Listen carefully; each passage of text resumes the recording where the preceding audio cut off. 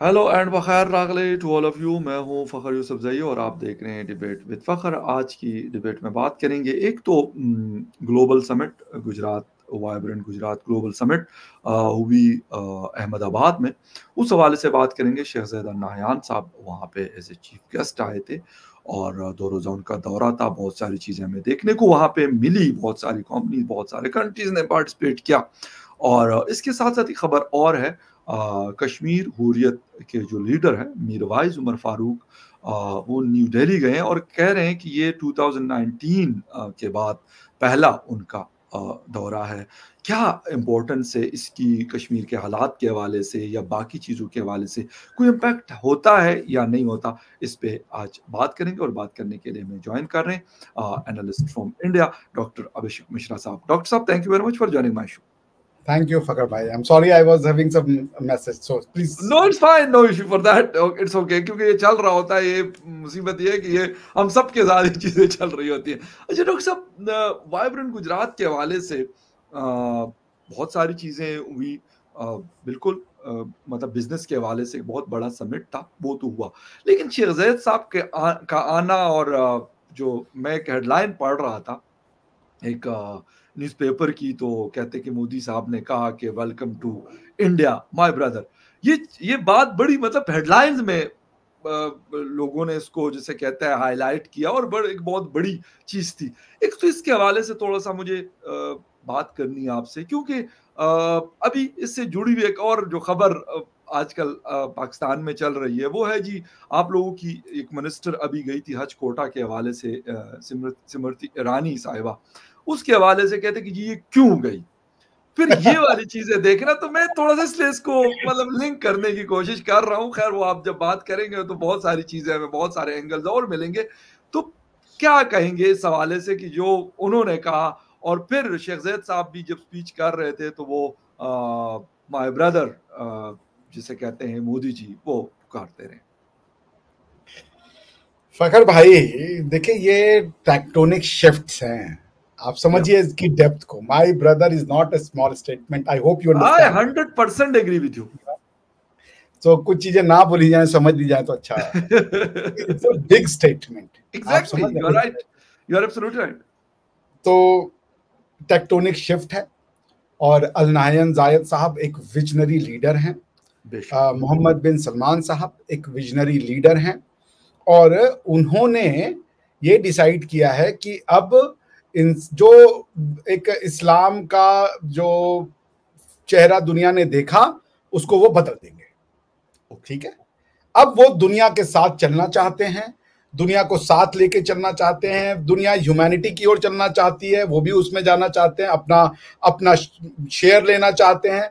भारत को अनदेखा किया नहीं जा सकता। भारत इस हिस्से का दुनिया का विश्व गुरु है, इसको कहने में कोई हमें लाग लपेट नहीं रखना चाहिए। तो ये दोनों लोग विजनरी हैं। ऐसे leader Modi ji, Al Nahyan साहब और मोहम्मद बिन सलमान साहब जैसे लीडर सदियों में एक बार आते हैं। आसान नहीं है ये लोग जो काम कर रहे हैं, जो ये कर रहे हैं। ये टेक्टोनिक शिफ्ट है, इन्फ्लेक्शन पॉइंट है भाई। और मैं तो अल नहयान साहब का विशेष फैन हूं। उन्होंने तो जो यूएई को बना दिया और उसके बाद जिस तरीके से वो तरक्की की ओर ले जा रहे हैं, जितनी आप वो देखिए, जो गले दोनों लोग मिले उसमें ना फेकनेस नहीं थी। Absolutely right. मैंने जिक्र इसका किया है सर। मैंने कल अपने शो में ये बात की, मैं कहा जिस तरह की वो कहते हैं ना जप्पी पाई है, तो मैं कहा यार वो वैसे नहीं होता, वो वैसे आप नहीं कर एग्जैक्टली, सकते लोगों को दिखाने के लिए। एग्जैक्टली। वो लग रहा था भाईचारा, लग रहा था कि यस, नेचुरल, ये दोनों natural. Leaders natural. Exactly, that's the better word. लग रहा था कि ये दोनों एक दूसरे को सम्मान देते हैं। ठीक है ना। तो देखिए, ये फिर मोहम्मद बिन जायद साहब जिस समय पे आए, उस समय को भी इग्नोर नहीं किया जा सकता। आर्टिकल 370 के जज को लेजिटिमेट डिक्लेयर किया है सुप्रीम कोर्ट ने कुछ दिन पहले, और राम मंदिर बन रहा है। आप समझ रहे? और वो अबू धाबी में भी मंदिर खोल रहे हैं। इसका ये नहीं है कि मंदिर बड़ा है, मस्जिद बड़ी, ये नहीं है बात ना। सब भगवान के घर है, सब लेकिन जिसको जहां चेंजेस आस्था जो होता हमें नजर आ रही है कि नेक्स्ट मंथ वो मोदी जी ने वहां जाना है, उसकी इनॉग्रेशन करनी है, तो ये मामूली बात नहीं है। है। अगर देखा जाए, क्योंकि सिमरती साहिबा जो है वो गई है वहां पे, मोहम्मद बिन सलमान साहब की जो गवर्नमेंट के लोग हैं उन्होंने बड़ा वार्म वेलकम उनको किया और मुझे बड़ा अच्छा लगा। यकीन करें कि बड़ी मुझे खुशी हो रही थी कि वो वहां पे गई। लेकिन कुछ लोगों को उससे भी प्रॉब्लम है कि जी मोहम्मद बिन सलमान साहब तो पता नहीं क्या हो गए, तो ये हो गए भाई, उनका कंट्री है, उनको करने दे। वो हमसे बेहतर शायद रिलीजन को समझते हैं जितना कि हम समझते हैं। हम तो सेकंड उसमें आते हैं ना, ग्रुप में आते हैं, वो तो फर्स्ट वाले हैं फ्रंट में। लोगों ने किसी को नहीं बख्शा भैया, आप समझ रहे हैं ना, तो लोगों को जाने दें। जी जी। चमड़ी मोटी करके बैठना पड़ता है यहाँ पे, आप समझ रहे हैं। बिल्कुल सही कहा, बिल्कुल सही कहा। तो लोगों को जाने दे भैया, इतना आसान नहीं है बिल्कुल। लोगों से पंगे लेना। लेकिन ठीक है, मैंने आपको एक फोटो शेयर किया है, वो जरूर आप कीजिएगा। वो टाइम इसमें ये इंडिया टुडे का, जी उसको जरूर शेयर कीजिएगा अपनी स्क्रीन पे भी। जी जी तो देखिए, वही मैं बात कह रहा हूं कि आखिर जो भाईचारा खुल रहा है, ये जी। ये इसकी कितनी तारीफ की जाए कम है, कितनी तारीफ की जाए कम है। और बिल्कुल इसमें सही। कोई अगर ये बेवकूफी कर रहा है कि हम जीत गए तुम हार गए, उससे बड़ा मूर्ख कोई नहीं है। एग्रीड, क्योंकि ये सब एग्रीड जीत सर। गए, it's a win win situation. इसमें अगर मोदी जी बहुत बड़े लीडर हैं, तो उतने ही बड़ी विजनरी लीडर मोहम्मद बिन सलमान साहब हैं और अल जायद साहब हैं, अल नाहियान बिल्कुल जायद जी, नाम शहजादा है नयार मुझे। साहब, बिल्कुल। वो लोग भी कम नहीं है, क्योंकि भाई उनको वो बिल्कुल, विरासत थी, उससे वो निकलना आसान नहीं है। वो जिस तरीके बहुत से बना मुश्किल रहे हैं, काम है, बहुत वो मुश्किल काम। उनका विजन जो है वो कम नहीं है। तो ये सबकी जीत है, मानवता की जीत है, और उन्होंने भाई बोल के झप्पी लगाई है। दुनिया बहुत 100 कदम आगे बढ़ गई उस गले मिलने के साथ में, और ये एक खुशखबरी है। अब आपका क्या होगा ये देखने लायक है कि आप कहां जा रहे हैं। मैं क्योंकि बता दूं, अगर आप मुझे इजाजत है तो मैं बता दूं कि हम जी किधर जी जा जी, रहे हैं और बिल्कुल क्या कर बिल्कुल रहे हैं। मैं भी थोड़ा सा आपको बता दूं।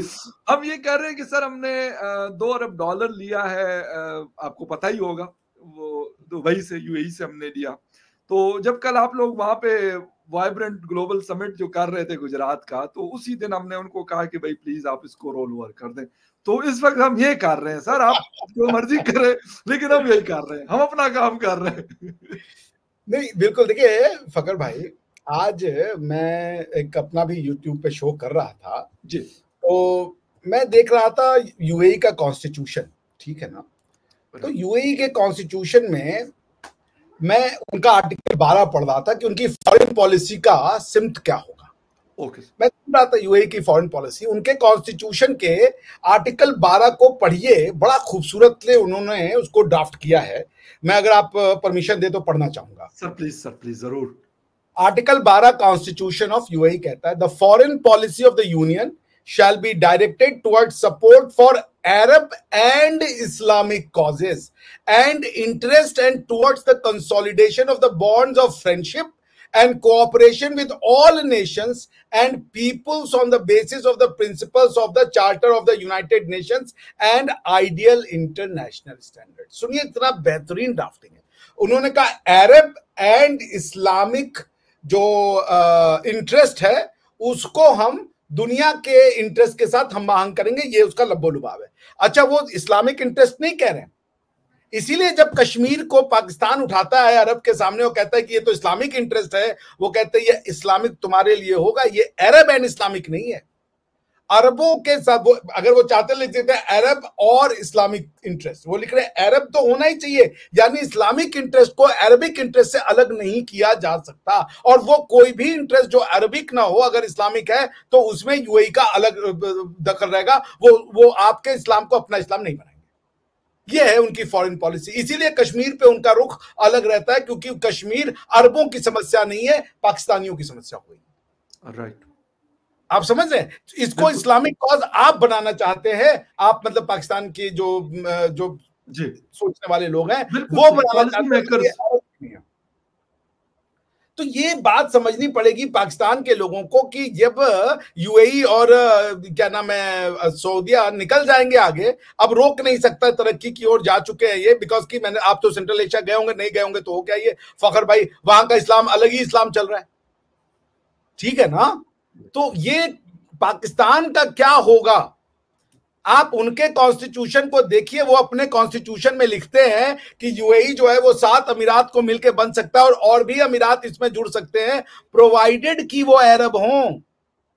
जैसे आप पाकिस्तान हैं, आप कह रहे हैं कि भैया हमें यूएई का पार्ट बना लो, यूनाइटेड अरब एमिरेट्स में हमको भी जोड़ दो, क्या दिक्कत है? कहेंगे नहीं, आप अरब नहीं हो। ये उनका कॉन्स्टिट्यूशन, आप कहेंगे तो वो भी पढ़ देंगे। तो देखिए, जब आप, और उनका बड़ा अच्छा मुझे वो भी लगा, आर्टिकल 6 सुनिए क्या लिखते हैं वो। The union is a part of great Arab nation to which it is bound by the ties of religion, language, history and common destiny। Pakistan दुनिया का मतलब रिलीजन, हिस्ट्री, एक मिनट और एक वर्ड था मैं भूल गया, religion, language, history and common destiny. Pakistan का लैंग्वेज किसके साथ शेयर होता है सरकार? पाकिस्तान का हिस्ट्री किसके साथ शेयर होता है?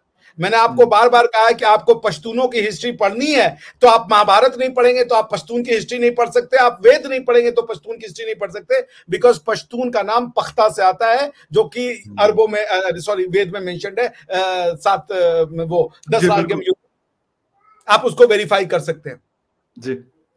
तो आपकी और हमारी हिस्ट्री कॉमन नहीं है, हम एक लोग नहीं है, कल्चर हमारा कॉमन नहीं है। बिल्कुल है, बिल्कुल सही। तो जब अरब कह रहा है कि हम रिलीजन पे, वो ये नहीं कह रहा इस्लाम, वो कह रहे रिलीजन।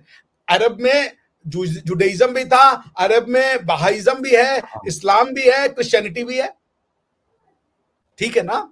तो पॉइंट ये है कि आप अगर अपने कॉन्स्टिट्यूशन से अरबी और यूएई का कॉन्स्टिट्यूशन पढ़ाएं तो आपको जमीन आसमान का अंतर मिल जाएगा। आप उनका freedom of speech and expression का क्लॉज देख लीजिए, मैं आपको अरबों का freedom of speech and expression का क्लॉज बता देता हूं, और आप अपना भी कंपेयर कर लीजिए तो आपको समझ में आ जाएगा कि भाई क्या है ये। बिल्कुल बिल्कुल। Freedom of opinion and expressing it verbally in writing or by other means of expression shall be guaranteed within the limits of law। ठीक है, लिमिट्स ऑफ लॉ। पाकिस्तान का क्या है कि with in the glorification of what you call, मतलब कि इस्लाम जी, ही एक, भाई आप, अब इसको हम कैसे बोले, Pakistan needs to revisit its constitution. Pakistan needs to, because सब आगे चले जाएंगे, आप पीछे रह जाओगे। और इसलिए नहीं कि आप पीछे जा रहे हो, इसलिए कि आपके साथ खड़े हुए लोग आगे बढ़ गए और आप अभी भी अपनी जनता को अपनी हिस्ट्री डिनाई करना पढ़ा रहे हो। आप उनको सिखा रहे हो कि तुम्हारी हिस्ट्री और इंडिया की हिस्ट्री अलग है। पाकिस्तान में स्टेट ही नहीं है, क्योंकि पाकिस्तान ने 1948 के बाद से सिर्फ नॉन स्टेट एक्टर्स बनाए हैं। पाकिस्तान की पार्लियामेंट के द्वारा बनाया गया लॉ, कोई भी जो आदमी इस्लाम जानता है वो उसका अपना इंटरप्रिटेशन है, वो कहेगा पार्लियामेंट्री लॉज को हम नहीं मानते, हमारे जूते पे है ये पार्लियामेंट्री का लॉ, क्योंकि ये इस्लामिक लॉ से नहीं मेल खाता। ये पार्लियामेंट्री लॉ की वैल्यू है वहां पे। आप समझ रहे हैं, आपने इतने नॉन स्टेट एक्टर्स बनाए हैं। पार्लियामेंट स्टेट है या ये जो इस्लाम के आधार पे लॉ को वेरीफाई करेंगे या लॉ को वैलिडेट करेंगे, कौन स्टेट है पता ही नहीं चलता। हर आदमी स्टेट है अपने आप में भाई। ये Pakistan needs to define the centre of power, gravity of power, उसका कंसंट्रेशन और उसका डिस्ट्रीब्यूशन। मैं फिर कह रहा हूं, कंसंट्रेशन एंड डिस्ट्रीब्यूशन। अभी तो हर कोई पावर सेंटर है आपके यहां, हर किसी का अपना इंटरप्रिटेशन है। और पाकिस्तान ने इसको फरोग दिया 1948 में जब वॉर किया तो नॉन स्टेट एक्टर्स के गाब में किया। आप कुछ भी करना चाहते हो, आप नॉन स्टेट एक्टर्स के गाब में करना चाहते हो। स्टेट का है। लेकिन डॉक्टर साहब, उसका तो बहरहाल हमें बड़ा नुकसान भी उठाना पड़ा। ये अलग बात है, हम माने या ना माने, लेकिन ये तो नहीं हो सकता कि उसका नुकसान नहीं हो। उस चीजों का नुकसान आज तक 2024 में मुख्तलिफ सूरतों में होता है। ये अलग बात है, मैंने कहा ना कि हम अगर नहीं मानते तो हम, एक अलग बात है कि हम डिनाइल मूड में हो और हम कहें कि नहीं नहीं नहीं ऐसा कुछ नहीं हुआ। सर, ये रिकॉर्ड पे अब ये चीजें मौजूद है कि ऐसा बहुत नुकसान हमने इन चीजों का उठाया कि अगर जी मैं कह रहा हूं there is no collective idea of नुकसान क्या है। जो आपका नुकसान है, पाकिस्तान में कई लोग उसको अपना मुनाफा समझते हैं। पाकिस्तान उसी को, ये आपकी बात, उसका रीजन ये कि कोई एक अंडरस्टैंडिंग नहीं है कि ये हमारे देश का फॉरेन पॉलिसी है या ये है जी। लेकिन सर मैं ये कह रहा हूं कि अभी तक हम अगर उस तरह की तरक्की हमारे यहाँ नहीं हुई, या बहुत सारी चीजें, इकोनॉमी है, पॉलिटिकल इंस्टेबिलिटी है, सिक्योरिटी सिचुएशन है, ये तीनों चीजें इसकी वजह से, इसके ऊपर इसका असर है। और उसकी वजह से ओवरऑल तो 25 करोड़ का आवाम का हो सकता है 5% या 10% लोगों का प्रॉफिट हो रहा हो, फायदा हो रहा हो, ये बाकी जो 99% लोग हैं उनका तो नुकसान ही है ना। तो हम मैं उस कॉन्टेस्ट में बात करूं। अच्छा डॉक्टर साहब, थोड़ा सा आपने भी ये पिक्चर भी भेजी है स्मृति जो ईरानी साहिबा, उसकी हम दिखाते भी हैं, लोगों ने खैर देखी होगी, मैंने खुद बेताशा पिक्चर्स उनकी, मतलब इस वक्त सोशल मीडिया और जहां पे भी आप क्लिक करते हैं तो आपको जिसे कहते हैं ना दर्जनों के हिसाब से उनकी पिक्चर जो है वो मिल रही है। अच्छा, कुछ लोगों को इसके ऊपर, कुछ नहीं शायद कुछ ज्यादा लोगों को, लेकिन मैं कहूंगा कुछ लोगों को इसके ऊपर एतराज, लेकिन बहुत सारे लोगों ने इसको अप्रिशिएट किया मोहम्मद बिन सलमान साहब के इस एक्ट को। उन्होंने बड़ा कहा कि यार बड़ा पॉजिटिव स्टेप लिया है उन्होंने, कि हज पॉलिसी है, नरेंद्र मोदी साहब की जो कैबिनेट की मेंबर है, मिनिस्टर है, उसको उन्होंने कहा कि भाई एक डिप्टी उनके साथ जो फॉरेन एक्सटर्नल अफेयर्स के मिनिस्टर हैं वो साथ गए हैं और पूरा डेलीगेशन गया और उनको पूरा एक विजिट करवाया गया। कहते जी ऐसा तो पहले नहीं हुआ, लेकिन मोहम्मद बिन सलमान साहब कहते हैं नहीं जी अब ऐसा होगा। कैसा देख रहे हैं इसको? नहीं, मोहम्मद बिन सलमान साहब का मैं फैन हूँ, ठीक है ना, बिल्कुल ठीक, मैं फैन हूँ। द मैन इज विजनरी, ठीक है ना, वो जो कर रहे हैं आसान नहीं है और मौत के मुंह में खेल के कर रहे हैं। बाकी का तबसरा हम तब करेंगे जब आप ये पिक्चर को डिफाइन करें। ये पिक्चर ऐसी वैसी पिक्चर नहीं है, इसको समझना पड़ेगा। जी जी, ठीक है ना। ये पिक्चर को अगर आप देखें फखर भाई, तो इसकी खास बात क्या है कि आपको पिक्चर में कौन दिख रहा है? Smriti Irani is not Hindu by the way, for your viewers, right, वो पारसी हैं, ठीक। वो उन्होंने एक पारसी से शादी की है, वो जोरोस्ट्रियन से शादी की है। वो हिंदू थी मगर अब वो जोरोस्ट्रियन है, खुद को वो पारसी मानती है, इसीलिए वो माइनॉरिटी अफेयर्स की मिनिस्टर है। इंडिया में पारसी माइक्रो माइनॉरिटी है। ओके, ठीक है। अब आइए ये पिक्चर जो लेफ्ट साइड में इसको देखें, एक अरब अपनी पारंपरिक पोशाक में, ठीक, उसके बगल में एक हिंदू अपनी पारंपरिक पोशाक में, उसके बगल में एक महिला खुले सर अपनी पारंपरिक पोशाक में, यानी कि अरब, हिंदू, साड़ी, उसके बगल में कुवैत टाइप का जो एक है पारंपरिक पोशाक, वो है। पीछे सरदार जी है, उनको हाईलाइट किया गया। मैंने जिक्र किया लास्ट शो में, मैंने जिक्र किया इनकी एक और पिक्चर है जिसमें सरदार जी भी खड़े हैं अभी यहाँ पे भी नजर आ रहे हैं।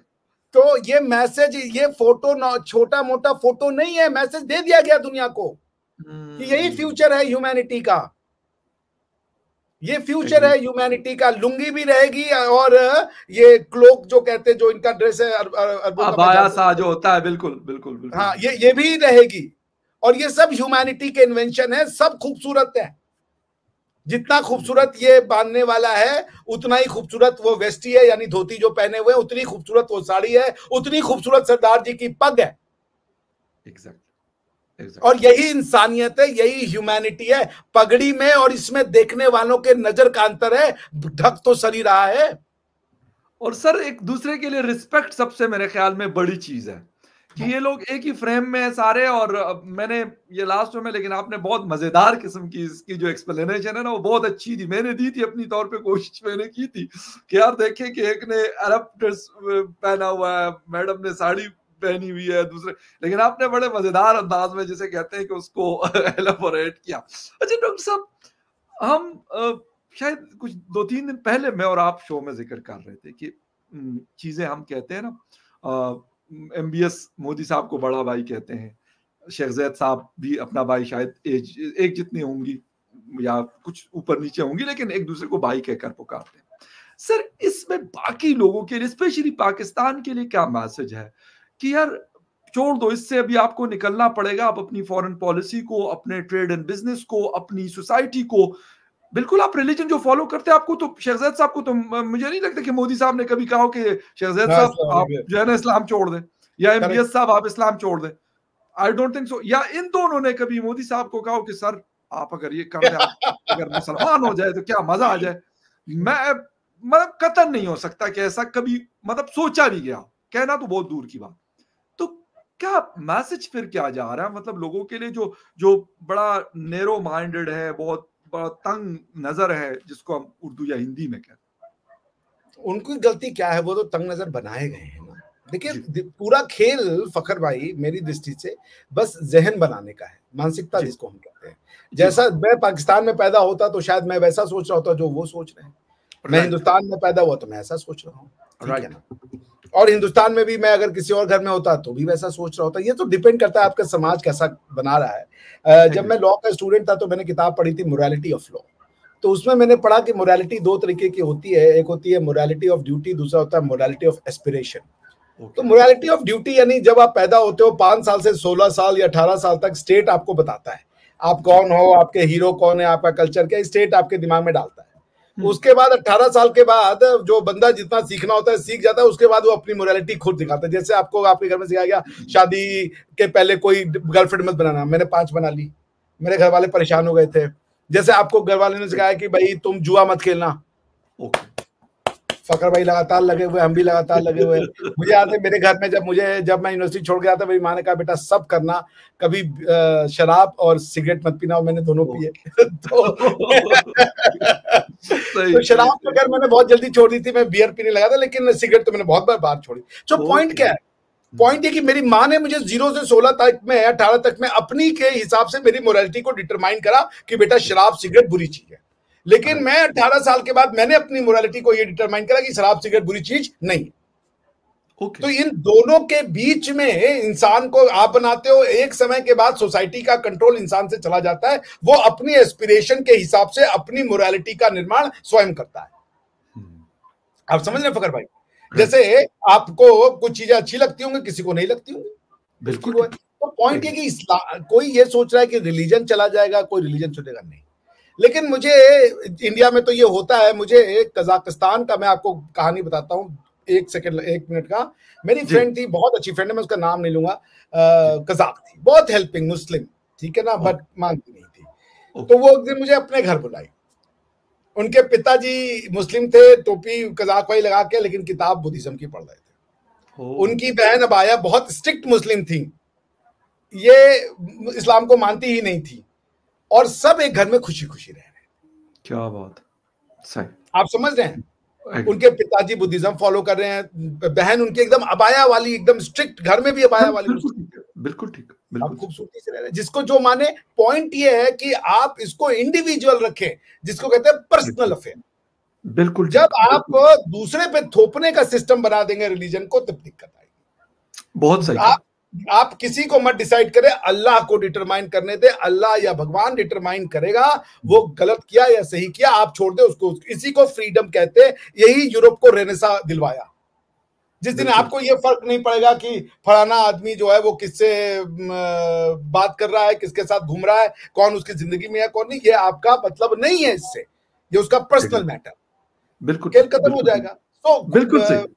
मेरा ये कहना है फकर भाई कि ये जो सोसाइटी में चेंजेस आ रहे हैं, इसके लिए मैं इन तीनों लीडर की जितनी तारीफ करूं, जबरदस्त, बिल्कुल। They are visionaries, no doubt about that. Sir last में थोड़ा सा बस कमेंट चाहूंगा। मीरवाइज उमर फारूक न्यू दिल्ली गए हैं और कहते हैं कि 4 साल या 5 साल के बाद, जब से 2019 में 370 और 35 हटाया गया, तो उसके बाद पहली दफा गए।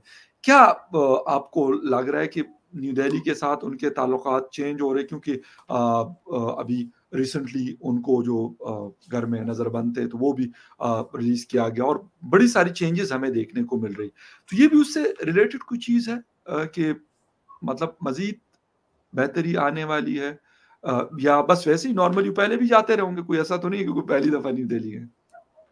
कि पहले जाते थे तो रुतबा अलग था, बात का टोन अलग था, और जो बात होती थी उसका सब्जेक्ट मैटर, यानी कि विषय वस्तु, सब्जेक्ट मैटर को क्या कहते हैं तो मुझे नहीं पता, उसका सब्जेक्ट मैटर अलग होता है। जी जी। अब मीरवैज साहब को ये मान के चलना पड़ेगा कि आर्टिकल थी, मीरवैज साहब इज द हुर्रियत के और उसके मेन फेस थे भाई। बिल्कुल ठीक है सर, बिल्कुल सही। तो हुर्रियत को तो गवर्नमेंट ने बैन कर दिया, इलीगल कर दिया उन्होंने, यूएपीए के अंदर में। इस्लामिक और भी कोई संगठन है, उसको अमित शाह ने बैन कर दिया। भाई पॉइंट है कि आप रिलीजन को मानो, मगर यही रिलीजन जो यूएपीए का अभी कुछ दिन पहले उगवेर शिनजियांग में, चाइना भी सेम चीज कर रहा है। आप रिलीजन को मानो, बट रिलीजन के नाम पे पॉलिटिकल सिस्टम बनाने की कोशिश नहीं मानी जाएगी, ओके, नहीं एक्सेप्ट की जाएगी। आप फ्री है, लेकिन अब ये कि कश्मीर में सिर्फ एक निज़ाम मुस्तफ़ा चलेगा, बाकी कुछ नहीं चलेगा, सारी हिस्ट्री को तबाह बर्बाद कर दोगे, वो नहीं चलेगा। तो गए हैं, वेलकम है, और हर आदमी चेंज होता है फकर भाई। लोग अपनी दृष्टिकोण चेंज करते हैं समय हालात के हिसाब से, देश काल जिसे हम कहते हैं, उसके हम सब चेंज हुए अपनी लाइफ में। तो मेरे ख्याल से टाइम आ गया है कि उमर वैज फारूक साहब भी जो रियलिटी है उसको एक्सेप्ट करें, आत्मसात करें और देश की तरक्की उन्नति में अपना कंट्रीब्यूशन दें। उनका रोल बनता है, वो भाई एक बड़े रिलीजियस लीडर है, तो वो उनको करना चाहिए। और दिल्ली से इसीलिए वो आए हैं दिल्ली से, अदरवाइज इंटरेस्टेड नहीं होते दिल्ली बात करने में, तो दिल्ली उनको भाव भी नहीं देता। बुलाया गया तो कुछ तो बात खिचड़ी पक रही है और वो खिचड़ी पकाने को भी तैयार है। Right right right. और बहुत इंपॉर्टेंट चीज़ थी, खैर हमने दोनों टॉपिक्स थे हमारे, हमने उसके ऊपर बात की। डॉक्टर साहब ने बहुत अच्छे तरीके से मतलब कुछ चीज़ें ऐसी होती हैं कि हम किसी और, मैंने कहा ना कि हम किसी एंगल से देख रहे होते हैं, लेकिन उसके और भी बहुत सारे एंगल्स होते हैं। तो यही कोशिश होती है कि उस पर बात की जाए। डॉक्टर साहब आपके टाइम का बहुत शुक्रिया कि आपने शो ज्वाइन किया। And viewers, thank you very much for watching debate with Waqar Yousafzai. किसी और डिबेट में फिर मिलेंगे, तब तक के लिए टेक केयर, बाय। बाय।